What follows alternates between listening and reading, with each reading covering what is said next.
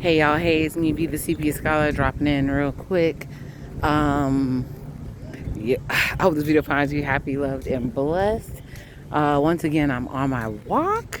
Got to the park and realized that there's a whole event going on here. It looks super fun. I didn't know it was happening, but then I realized I did know it was happening because my child's father had said that he wanted to take her to it. But this is nice out here. But anyways, what are we here for? We're here for Love is Blind season 6. I wanted to do a quick chat on that because happy belated Valentine's Day to you beautiful people. Hopefully you had a good time on Valentine's Day.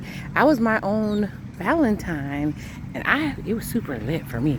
I hung out, I Netflixed and chilled by myself. Oh, there goes a cool train going by. But anyways, I Netflixed and chilled by myself and watched Love is Blind. And I stayed up. I had my snacks, I had my wine, and I watched the foolery. So before we get super deep in this video, I am not going blow by blow. It was 6 episodes, hours long. So I think I might do it couple by couple or whatever. But before I could get into couple by couple, overall this season seems more thought out. Like they actually did a casting rather than just grabbing people off of Instagram, which if they did, they played it off really well. They got the people from North Carolina, and I always talk about how much I love North Carolina. I visit there for work. I've been there several times. Enjoy it. Good food, good people, young professionals. They had fixed their boardwalk the last time I went. I think I'm going again. I forgot. In August, I think. But anyways, and the food is amazing.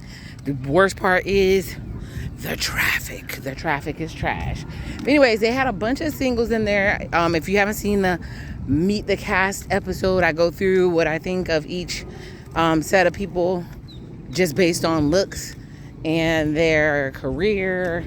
And I was like, okay, these look like real people. So I said, okay, cool, we're gonna get into this season. And I guess in the midst of talking about the couples, the overall, like, it seemed like they went and pulled up on a real estate convention and a software tech sales convention and just hey y'all, get dressed, get in the car, put on your Sunday's finest. I was laughing at some of the outfits these people had on. Half of them looked like they work at my job. It was weird. The color scheme, the way it looked like corporate Joe. But everybody get in the car, and we gonna go do this pod thing. If you don't know the premise of the show, they all go into pods. They basically date without seeing each other. You decide if you want to propose or not. And then they meet after they propose. Then they go on a quote-unquote trip or honeymoon, whatever, because they're not married yet, but meet the family. And then you decide at the end whether you want to still marry the person or not, to prove whether or not love is blind. And we all know that love got contacts. Love might be blurry a little bit, but it definitely can see. Looks matter. But, it's fun to watch the whole ride. So I guess we'll talk about the least problematic couples and the stuff they had going on first. One of my favorite couples is Amy. I think it's Amy and Johnny. Johnny and Amy. And she's very cute. She's from Puerto Rico. I hate to use the stereotype, but she's spicy and happy. She said she came from Puerto Rico when she was 5. She didn't make much friends. Her dad had to beg people to come to her birthday party because there was a language barrier, a cultural barrier. But she's big on family, and she prayed for her little brother, and her parents told her that she was getting one. Turned out he was autistic, so she really loves him, but knows that she may have to take care of him after her father passes eventually. So that was one of the things that she put in there as a stipulation for the person that's going to be with her. Oh, I forgot. A lot of these people on the show were very religious too, but it makes sense based on where they got the people from. Johnny Johnny's a white dude. Boom. Very cute, light hair. He looks like if he's a Irish and Scottish descent. He's very sweet, very religious as well. The only thing I see between them that might be an issue, well, he proposes to her. They've been lovey-dovey from the jump. When they saw each other, they were super into how he's like, oh my God, you're so beautiful. And I felt that in my spirit. He meant that. He liked what he saw physically. She was a little bit, she liked him and loved him, but she was a little bit off because she said she had never dated a white guy before. She was into more ethnic dudes or whatever. So that's probably the little bit of drama that's going to be between them. But they seem all lovey-dovey. Then we have, what's the other couple? Jeremy and Laura. Oh, Lord. Jeremy played too damn much. But he's a fun guy. Laura is like a firecracker. She's spicy. They're giving me Izzy and that damn blonde lady I ain't like from last season. Except I think Jeremy actually has money. Izzy was broke as a joke, but fine. They were in a little bit of a love triangle, but Laura ran the lady off and she ended up with her man. When they saw each other, they both thought each other looked good.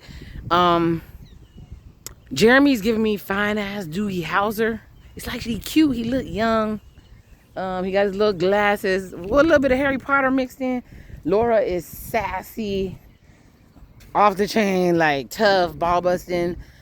She doesn't play, so it's like you put somebody who plays too damn much with somebody who's always serious. But when they saw each other, they were attracted. They were all over each other. But as they're on the honeymoon, he's blowing raspberries. He's playing. He's cracking jokes.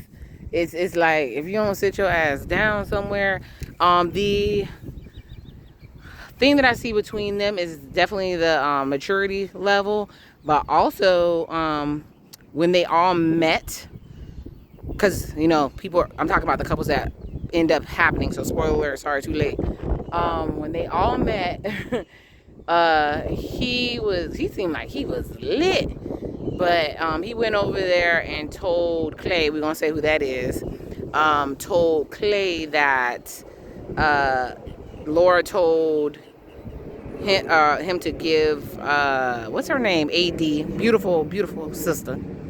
What they call a bean dip. I've never heard before in my life, but I guess it's when you go up and you smack somebody on their titty up and down.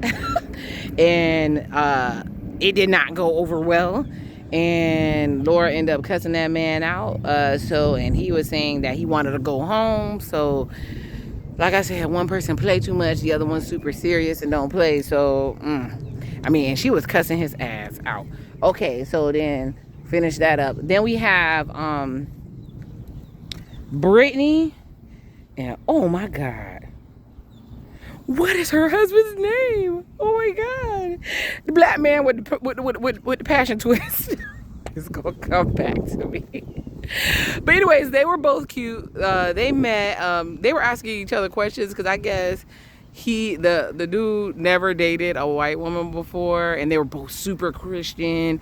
They both agreed to wait. It sounds like it's gonna be a church leader couple. Like he gonna be doing, I think he was a church leader. He's gonna be doing the prayer group, but she's gonna be doing the choir. And they are like the same age, and they're super cute. But they both seem scared to death of each other because of race. When they met, it was like there was no passion. It was like two strangers sitting on a bench that had just sat down next to each other waiting for the bus. And you're like, hey, how you doing? How your day doing? You straight? Okay, you don't care nothing about that person, but you just being polite. That's how it seems.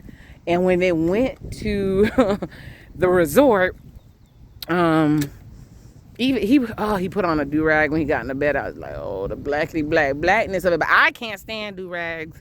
I know it's a necessary evil. But it has to do with, it's gonna be silly, y'all. A movie I watched, I wasn't supposed to be watching it, Death Wish 3. And one of the criminals in Death Wish 3 was called the Giggler, and he would steal your purse. And he had this do-rag on. So it's forever embedded in my mind that a dude with a do-rag is about to steal your purse. Not for real, for real. I got enough sense. I know that's not real. But I just don't like it. Anyways, but they're gonna fight through their situation about race. But he treats her amazingly. The only thing I don't like is he kind of mentions, he's like, oh, you know, I met all these black girls and it didn't work out, and now I got this girl, and he's acting like she's too good for him, and she's not. He's a good dude. He's really treating her really amazingly, to the point where the other girls are getting jealous. Okay, so we'll see how that works out. And then we have Chelsea and Jimmy, because the other dude is Jeremy. It's a bunch of people with the same damn name.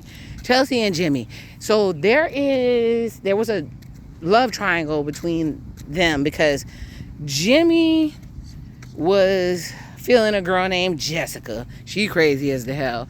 She is a single mother who came on the show and was hiding the fact that she had a child, dropped that bomb on him, then was acting weird when he started acting funny. Lady, you hide that you had a kid, and then every time he would talk to her, all she would talk about was a kid. You claim you didn't tell him you had a kid because you wanted him to know you first, only to turn around and only talk about the kid in a weird ass way. I didn't like it. But she was smitten over Jimmy from jump. Like, she's like, that is my one. I'm gonna get him.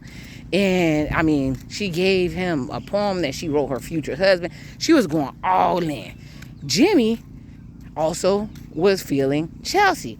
Chelsea told these people she looked like Megan Fox. She don't. She looked like Natalie the Chin Nun to me, the white version of Natalie the Chin Nun. And so the devil is a whole liar. She doesn't look like Megan Fox. She said, oh, it's only because I have dark hair and light eyes. Girl, stop lying. Okay? But they weren't supposed to be asking each other what each other looked like, because love's supposed to be blind, right?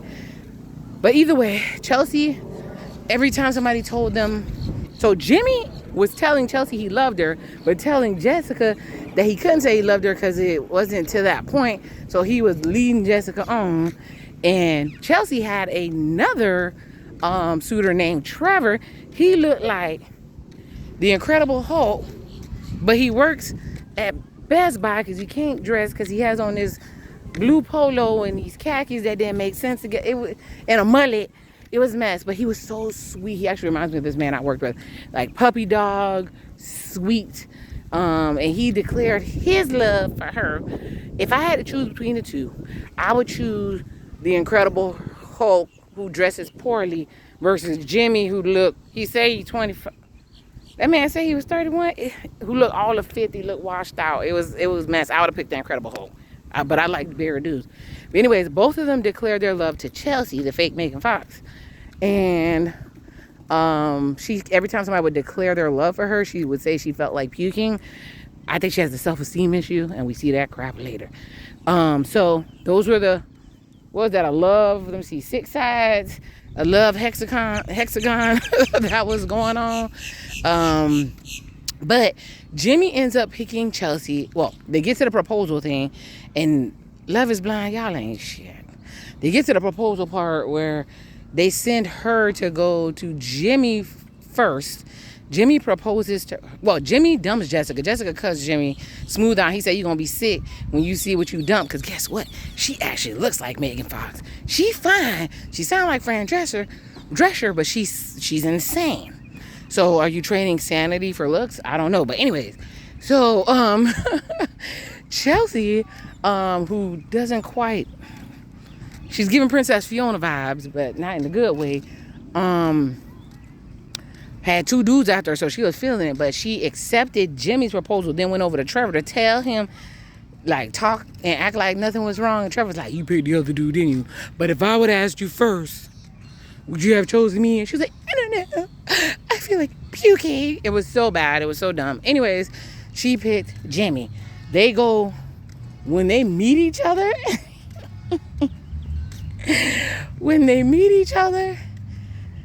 he kept saying, he told her straight up he was about to go home because he didn't pick Jessica. And when he hugged her, somebody got a still photo of it. He looks like he's about to be sick. Then when they get to, because they went to Dominican Republic, when they get to Dominican Republic, He said, oh, I forgot what you look like. And he keeps telling her over and over again, she's beautiful. Over and over again, she's beautiful. But it feels like she needs convincing and he needs to convince himself. But he says he's so happy. You're so beautiful, but nobody believes it. Nobody believes it. More to come. So then we have Clay. Yes, Clay and AD. This is where Matthew comes from. So their love triangle was with a man named Matthew. Matthew looked like he worked at my job. He's a tall, fine financial advisor that's very much ticky boom boom. So Matthew was talking to AD. Everybody thought he was weird. He was socially awkward. He didn't really talk, but apparently he still could pull ladies. He was talking to Amber and Amber Desiree. Amber Desiree is AD, the Black Queen. So apparently AD was getting caught up with him. Everybody was so surprised because she was actually going for him and talking him up. He was talking her up. Like, she has a personality, she'd pull anybody in. And he actually opened up to her. So he was feeling her. And he was telling her, where's your father? My father dead. And well, if he was here, I'd ask for your hand in marriage, and I'm gonna whisk you away, and all that good stuff. So she floating on a cloud. Nobody likes this man, but she floating on a cloud because this man is telling her everything she wants to hear. I'm gonna tell her to say who her other love match was after I finish explaining Matthew. So remember, the girls are all on one side and the men are all on the other side, and AD overhears another girl named Amber saying that Matthew, the AKA serial unaliver, because that's what he seemed like, and slash mute, has said the same exact, I'm gonna whisk you away, ask your dad for your hand in marriage, from a girl named Amber. She wasn't gonna say anything to Amber, like, he telling us both the same thing, but she confronted Matthew, and the other Amber says, I'm out of here, because I guess that was her only match. And Matthew was like, oh my God, I feel so bad that I told y'all the same thing, but I'm gonna go get Amber because America always roots for the underdog. When earlier in the show he was like, I'm not here to be a C-list celebrity, I'm here to find love. But you saying all these weird super villain phrases like you trying to go viral. It was a hot mess. So AD had another love interest named Clay. So if I were to be completely honest with myself, Clay is the only man on the show. Clay and Trevor. I need help. But anyways, Clay would be the only man I would go for on the show.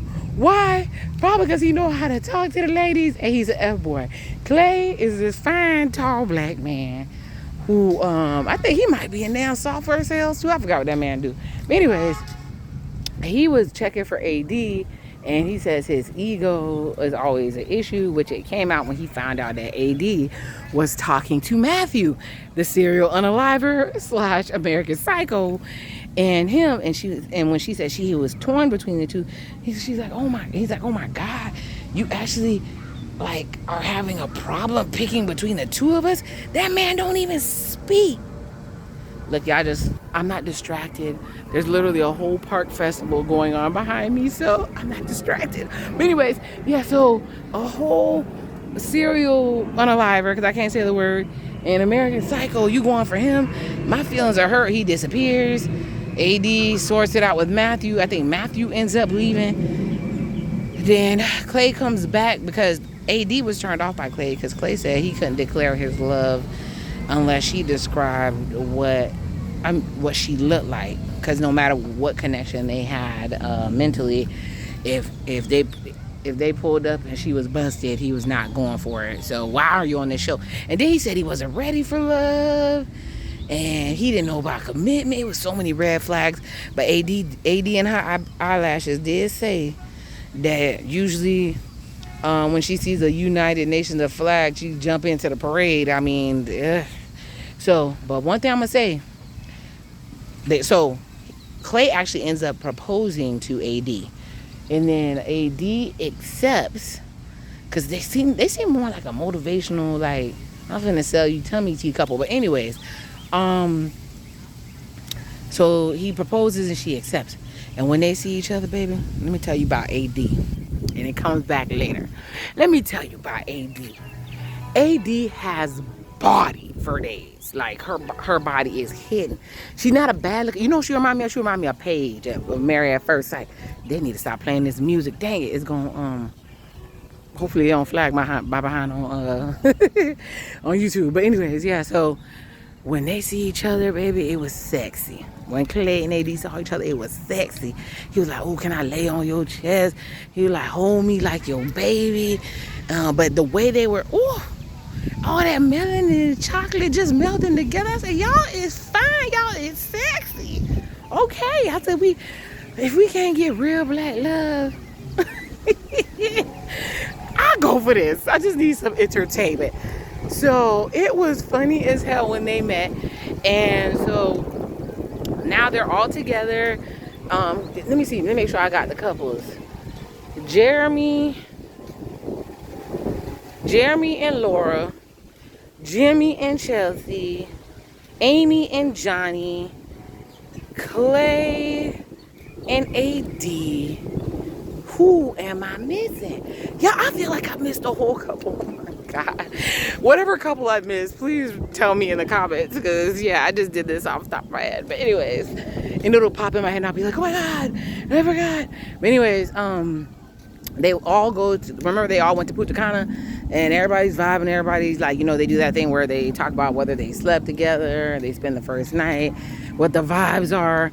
And as I told you, the couple that stood out, what was his name? Johnny and Amy, they were cute. They lived it up. It's cute.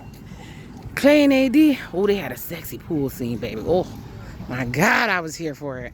It's been a long time, y'all. But anyway, so they had a sexy scene. Amy and, not Amy, Laura and Jimmy, he played and she went along with it. But when they all met, everybody was drawn to AD. Because she had a booty out of this world, baby. It's dumb. And remember that Chelsea is insecure about her looks. But it was weird because, well, first person that came up and was acting a little funny with AD, what's his name is the one, I cannot remember that black man's name. Anyways, the one with the passion twist goes up to AD like, oh, they're all dapping up Clay because AD has, look, I'm telling you, that body is bodying, baby. So, they're dapping up Clay, and then he comes over with his, leaves his white wife to the side. Yeah, my black queen, my Nubian goddess. It's like, why do you do that? If you like yourself a snow bunny, what the hell is you doing? And you're not even trying to holler at this girl. Like, chill out. But that stood out to me. It was weird. But Jimmy took the cake. So Jimmy, Chelsea's husband, walked up to AD and said, no, I think Chelsea noticed that Jimmy was looking at AD's body. And she said, oh, yeah, look at her body. Look at, they call her bookshelf because you can sit a cup on it or you can sit a book on that thing. Right? And so, Jimmy goes over and he completely dishes his wife to talk to this girl. And he was talking up Clay, but the whole time he is eye banging this girl. He's turning her around. Chelsea's in the corner having a meltdown. It was just bad. And I already told y'all about the bean dip part where the other wife told him to go pop AD in her titty. I'm like, why y'all fetishizing the one black queen? Oh, the show. What is y'all doing? But everybody just love AD. But we see that drama's about to come because when Chelsea was cussing Jimmy out about looking at AD, I didn't like it. I'm a woman and I still thought she was wrong. You said what you were upset about. He acknowledged it, but I don't know what you wanted a man to do. This is what kills me when people are talking about accountability. When you say accountability, did you want something? Like, once I've already apologized, I acknowledged what you said. I said what I did. Do you want an arm chopped off? Like, what? I'm like, Chelsea, It's not his fault.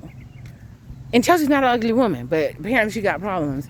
It's not his fault you feel like you look how you look. He ain't even all that. Calm down. Damn, and everybody's seen AD. Other than her lashes looking like it's about to float her off into space, she looks great. So what's the problem? So that got on my nerves. But they show in the preview, the upcoming episodes, that Jessica and her crazy friend Drescher / the real Megan Fox looking person is gonna come back to come get Jimmy, and he might go for it. But they also show Chelsea hollering at Trevor, who she probably should have been with in the first place. All that happens. Then they show Clay and AD going at it. I'm waiting to see the black man with the passion twist, the church leader, and his Bible study wife to go meet the family, because she made like a little weird comment about race. So this is about to be wild. What did y'all think about the first 6 episodes? I was entertained. I was sitting in my house being my own dang on Valentine. And it was something to do, and I enjoyed it. And I guess the next episodes are coming out February 21st. So the next video I'm probably gonna do is Ready to Love. But y'all let me know what y'all thought about the show. And then guess what, y'all? My baby girl, aka my twin, well, the middle one, she looks more and more like me every day. She came back and she trying to make me a member of Bachelor Nation. I'm probably not gonna do the reviews because I heard you guys are cutthroat once y'all see people talking about y'all faves.